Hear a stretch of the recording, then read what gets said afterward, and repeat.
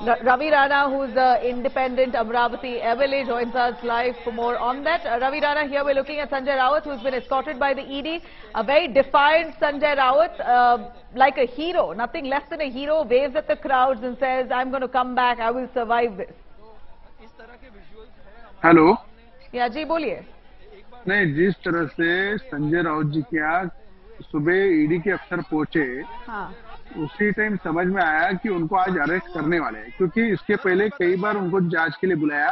पूरी तरह से उनकी जांच, पूरे पुरावे उनको ईडी को मिल चुके थे और आज जो उनको अटक किए, अरेस्ट किए या ईडी वाले लेके जा रहे हैं, मुझे लगता है इसके पीछे कई राज छुपे हुए, जो आने वाले समय में जिस तरह से महाविकास आघाड़ी जो स्थापित की संजय राउत जी ने, उसमें भी बड़ा डील शरद पवार जी के साथ संजय राउत जी का हुआ है। वो डील की भी आने वाले समय में बहुत बड़ी एक खुलासा उसके बारे में होगा और जिन बिल्डरों को इस महाविकास आघाड़ी के माध्यम से उन्होंने फायदा पहुंचाया, कई कंपनियों में कई बिल्डरों के साथ उनकी पार्टनरशिप है, वो बड़े नाम भी अभी आगे आएंगे। अलीबाग जैसे जगहों में बड़ा फार्म हाउस, बड़ी जगह उन्होंने वहां पे भी ली हुई है, बॉम्बे में कई फ्लैट उनके, और आज बीएमसी मुंबई उसके अंदर भी कई कॉन्ट्रैक्टर लोगों के और संजय राउत जी के जो संबंध है, कई लोगों को उन्होंने बड़े बड़े कॉन्ट्रैक्ट दिलाए है, उसकी पूरी लिंक मातोश्री से जुड़ी हुई है।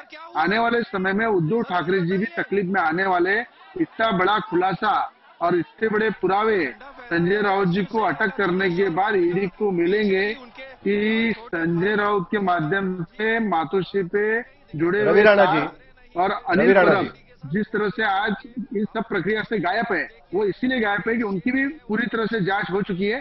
अनिल परब भी आने वाले टाइम में आपको ईडी के शिकंजे में दिखेंगे। रवि राणा जी, साहिल जोशी बात कर रहा हूं और आपसे एक सवाल पूछना बहुत जरूरी है। आपने कहा कि बीएमसी के कुछ कॉन्ट्रैक्ट्स और इसके सब की बात आपने यहां पर रखी है। आज ये आरोप लगाया जा रहा है कि बीएमसी के कॉन्ट्रैक्ट्स, इनकम टैक्स डिपार्टमेंट की रेड्स और ये सब चीज के बाद जो डायरी मिली थी, उसके आधार पर शिवसेना के नेता यशवंत जाधव, जो बीएमसी के स्टैंडिंग कमेटी के चेयरमैन रहे, उनकी पत्नी यामिनी जाधव, जो आपके साथ में वहां पर गुवाहाटी में मौजूद थी, उनके खिलाफ इनकम टैक्स डिपार्टमेंट ने कार्रवाई करने की बात कही थी। उनके घर पे उन पर कार्रवाई करने की बात किरीट सोमैया भी कह रहे थे। भावना गवली, जिनके खिलाफ किरीट सोमैया ने आंदोलन किया था, उनको भी इन्फोर्समेंट डायरेक्टरेट ने 5 बार जांच के लिए बुलाया था। उन सब पर कार्रवाई आज इसलिए नहीं हो रही है क्योंकि वो भारतीय जनता पार्टी और शिंदे गुट के साथ जुड़ गए। ये आरोप अब लगाया जा रहा है और यही बात जो नहीं कर रहा है उन पर संजय राउत जैसी कार्रवाई हो रही है। जितने आरोप आप लगा रहे हैं वो सारे आरोप भावना गवली, यशवंत जाधव, यामिनी जाधव, प्रताप सरनाइक, इन सब पर लगे थे, लेकिन आज वो शिंदे गुट के साथ जुड़ गए, इसके लिए उन पर कार्रवाई नहीं हो रही है, ऐसा कहा जा रहा है। आपका क्या कहना है इसको लेकर? नहीं, जिस तरह से आपने जाधव की बात की, गुवाहाटी की बात की, प्रताप सरनाइक की बात की, भावना गौड़ी की बात की, मुझे लगता है ईडी की जांच अभी भी शुरू है। पर संजय राउत जी को जिस तरह से ईडी ने जांच के लिए कई बार ईडी ऑफिस में बुलाया, पूरी तरह से उनके पुरावे मिले। भावना गवली को 5 बार बुलाया गया था। भावना गवली जो सांसद है यवतमाल वाशिम की, उन्हें 5 बार ईडी ऑफिस में बुलाया गया था, उनको 5 बार समन किया गया था, लेकिन भावना गवली वहां पर नहीं गई और उसके बावजूद भी उन पर कार्रवाई नहीं हुई। उद्धव ठाकरे यही कह रहे हैं कि उनको डरा धमका कर शिंदे गुट पे लेके जाया जा रहा है, जो नहीं डर रहे हैं उन पर कार्रवाई की जा रही है। मैं वही आपको बता रहा हूँ कि जो ईडी ने कार्रवाई शुरू की है वो अभी तक कुछ खत्म नहीं हुई। आज संजय राउत जी पे जो कार्रवाई हुई है, यामिनी जाधव, यशवंत जाधव, भावना गवली, सब पर कार्रवाई होगी। मैं वही कह रहा हूँ कि यशवंत जाधव और उनकी धर्मपत्नी और भावना गौड़ी और प्रताप सरनाइक, इन पे कार्रवाई खत्म नहीं हुई है। कार्रवाई उनके ऊपर जांच शुरू है, उन पर कार्रवाई होगी। उनको अरेस्ट की जाएगी क्या? उनको भी अरेस्ट की जाएगी? आज जो संजय राउत जी को जो अरेस्ट, उन्हें भी अरेस्ट की जाएगी। उसके पीछे कई दिनों से उनकी इंक्वायरी शुरू थी।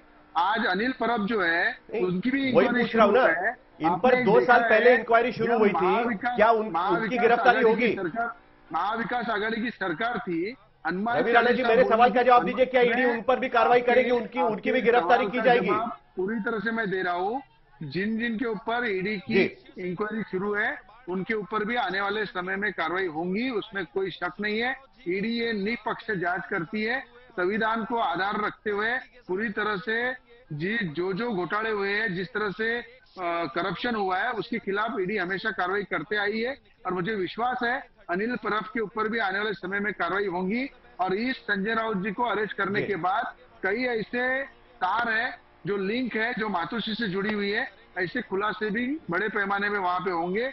जी मैं आपको एक और बताना चाहता हूँ, महाविकास आघाड़ी की सरकार थी, उसने हनुमान चालीसा पढ़ने पे हमको लॉकअप में डाला गया, हमारे पास देशद्रोह दाखिल किया, हमें 14 दिन जेल में रखा।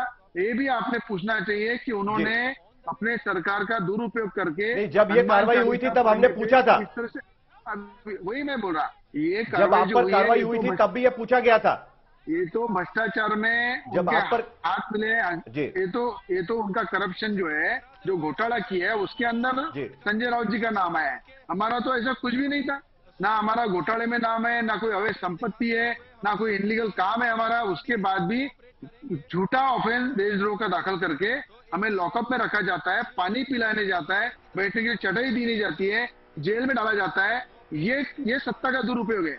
हाँ, ये जो ईडी की जो कार्रवाई हुई है, ये अवैध संपत्ति, भ्रष्टाचार और गलत तरीके से जो काला धन जमा किया है, और एक संजय राउत ने महाविकास आघाड़ी का पूरी तरह से फायदा उठाया है। कई बिल्डरों का एफएसआई बढ़ा के दिया, कई लोगों को जमीन दिला के दी, कई जो बिल्डरों के साथ कंपनी पार्टनरशिप की। अगर ये बाहर निकालना अगर ईडी का गुना है तो मुझे लगता है ये ईडी का काम है जो निष्पक्ष जांच कर रही है। कई उनके रडार पे है, उनकी भी जांच होगी, उनके ऊपर भी कार्रवाई होंगी। पर ये मत समझिए आप किसी की जांच की है और जांच करते करते रुक गए, ऐसा कभी नहीं होगा। निष्पक्ष जांच करते करते ईडी ने कई काले धन वालों को जेल में डाला है। आज अगर आप देखेंगे तो राकेश वाधवान जो है, उनके साथ भी संजय राउत जी की पार्टनरशिप थी, करोड़ रुपए का घोटाला उनके साथ किया हुआ है।